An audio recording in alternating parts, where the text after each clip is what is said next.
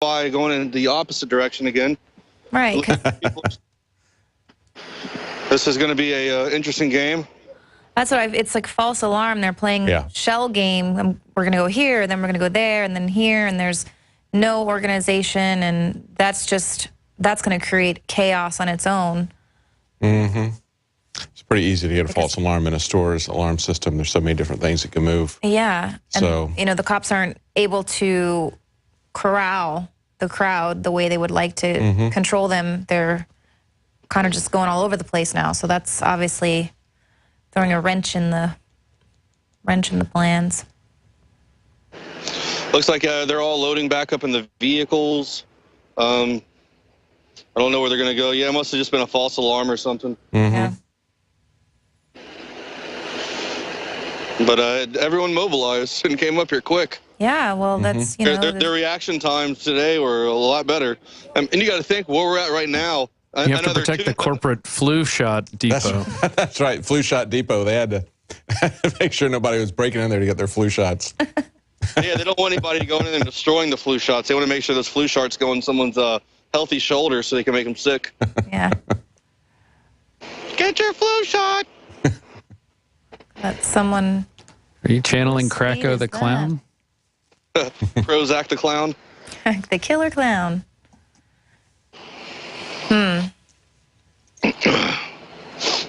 Finally, there's some clear air up on this hill. I just wonder how long the protests will go on. I mean, they've been protesting every day for 3 months. I don't think it's going to stop for a while. So far, it's been pretty well contained to just a few streets within that area, hasn't it? It hasn't spread out to any other areas in St. Louis, right? Well, earlier today, I saw some pictures. There was some standoff with protesters and riot police outside of the Rams Stadium, the St. Louis Rams Stadium, and then also on a off-ramp coming off of a main highway onto a smaller road near the stadium as well. And I saw a quick Vine video where the riot police had blocked off that ramp, that off-ramp, and they were marching down the road that curved to the left, and then the protesters were being backed up. Sounds like someone's got a flat tire right there, yep. But yeah, I mean, there's been demonstrations all over. A buddy of mine, I have a lot of family at Clemson University in South Carolina, and a good friend of mine sent me a picture, and people were protesting today for Mike Brown and, raising awareness for, what a lot of people are doing now nationwide. They were out there at a huge park area right down the downtown area where all the bars are. It's called Tillman Hall, and they were out in that parking or in that grassy area with signs up in the air with their hands up, chanting, doing the same chants that we hear here. So it's definitely it's spreading throughout the nation, everywhere. I mean, if you guys got any word, are there any more protests going on in New York or LA or anything like that as well tonight? Well, right now it looks like another crowd is massed out at the police station again. Bring that shot back up. Nobody needs to see me. Oh, there it goes. It's coming in and out. So that's the chopper feed is going in and out. And, yeah, people it looks like they're getting amped up. I see people. To answer your question, Joe, yeah, we had reports from California as well as from New York. They were doing it again in New York today, and we had a feed come in from Dan Badandi showing that people were doing a protest in Rhode Island. But those were protests, not riots. That's right. They were doing protests, yeah. And that's the thing. They are protests. That's a big difference. Have there been any riots in any other areas, or has it just been mainly focused here in the Ferguson area? I mean, really the worst people have been doing is stopping traffic, which to me is, I think, a form of civil disobedience. Yes. That's what you have to go out and do to sometimes get your point across is block the steady flow of whatever's going on. Yeah. Sorry, we're making you miss Dancing with the Stars. Well, and, it's an interesting thing. You have these people. Yesterday, somebody carried a sign across right after they read the indictment, and it said boycott everything. Yeah, And, I remember seeing that. people are talking about having boycotts during Black Friday, this upcoming kickoff to the Christmas and holiday shopping season. You're going to have consumerism. But we'll see if that really happens. We'll see if that. It looks like the cops are moving into the crowd. on that Yeah, overhead shot. We're heading back over that way right now. And of course, one protester threw fake blood on the police commissioner in New York because of the man, Mr. Gurley, who was shot in the fatally shot in a stairwell at a project building there in New York. Yeah, that was just so wrong on so many levels. See, that's it. I wish they would make. I wish they would do it in the name of Gurley, in the name of John Crawford, the man who was shot in that Walmart just outside of Dayton, when he had a BB gun that he was going to buy there from Walmart in one hand and a phone in the other, talking to his wife, and you can see that he was shot down without any warning. Why don't they make an issue of those? I mean, that's the thing that really concerns me. Right, something that especially in that, yes, especially in that condition, because they let the officer off. They failed to return an indictment there in Dayton about that Walmart shooting, saying that the officer came in expecting that he was coming into an active shooter situation because of the 911 call. The 911 call did not say it was an active shooter. They said a guy was waving a gun around.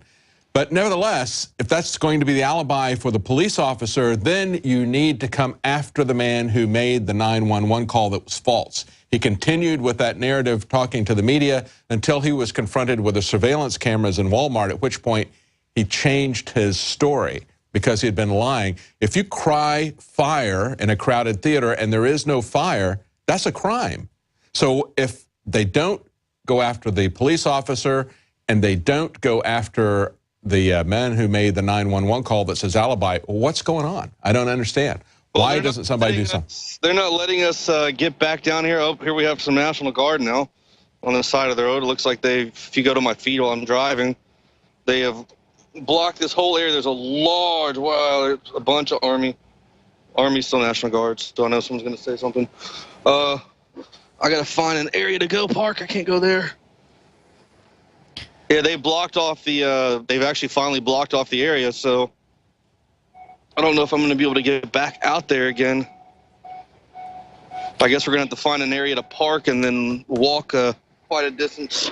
I want to talk about this article we had up on INFOWARS.com. The title of it was Ferguson Race Baiting for Political Power and Profit. And if you go to that article and you look at it, I mean, it really just breaks it down exactly what is happening here, regardless of how you feel about Mike Brown or Darren Wilson, or, you know, what would you have done if you were the cop and this was going on? I mean, it's step 1 through 16 of what is happening here. The blacks in Ferguson have a very real concern about policing in their community.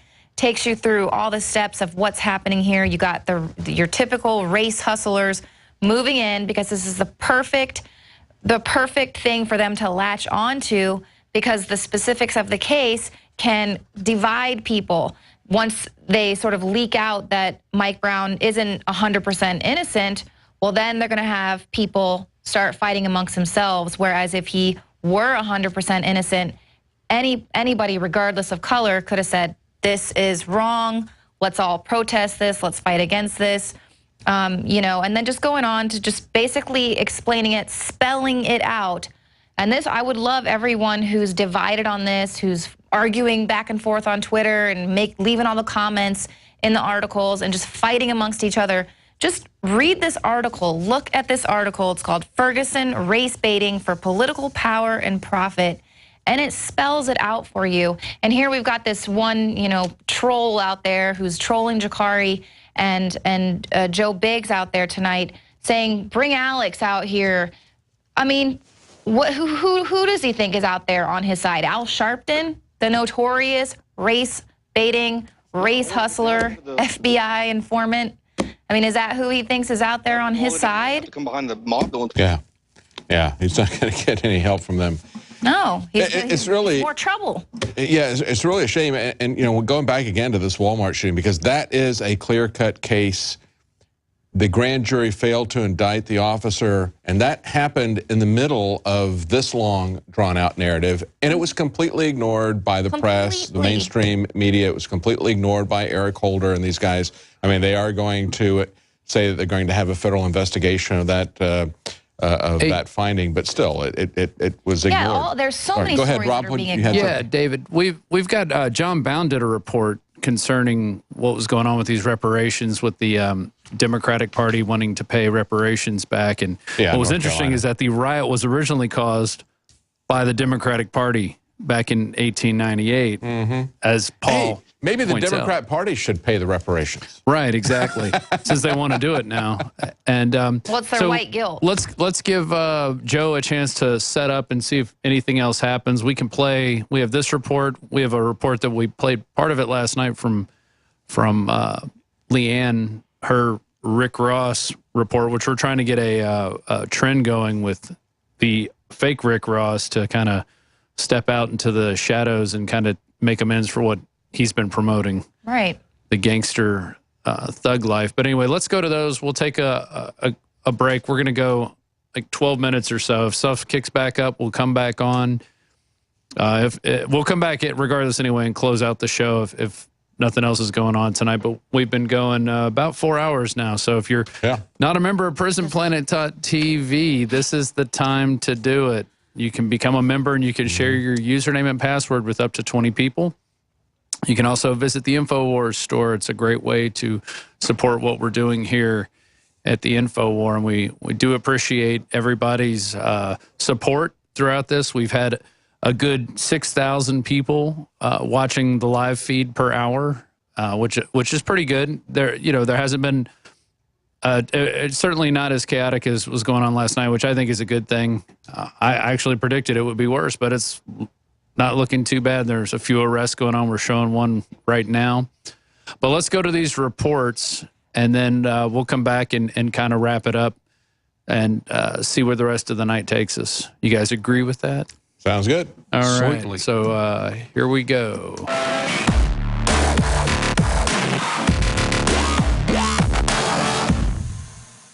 I want to warn you, what you're about to hear may actually break your conditioning. And it may make a lot of you out there incredibly angry. It's understood. As the powder keg in Ferguson convulses with racist anarchy, let's take a deep breath and look into our hidden American history. And with these revelations, unchain ourselves from the mind control manipulating the way we see ourselves and each other.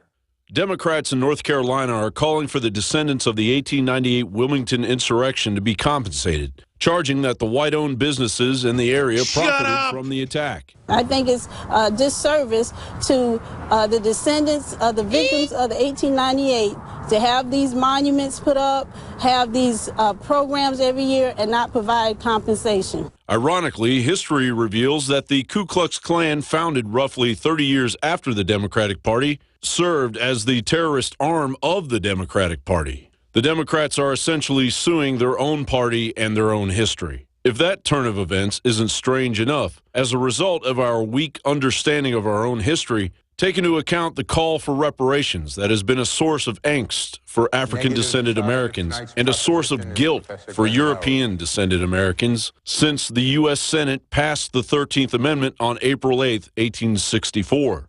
Michigan Representative John Conyers Jr. has reintroduced Bill H.R. 40, the Commission to Study Reparation Proposals for African Americans Act, since 1989. This bill calls for the study of slavery and its impact on African Americans. If this bill were actually passed, they would soon discover the revelation that during the 17th century until the 19th century, hundreds of thousands of human cargo of men, women, and children were transported on British ships destined for the Americas. These people were subjected to horrific cruelty. Some burned alive or beheaded to serve as examples.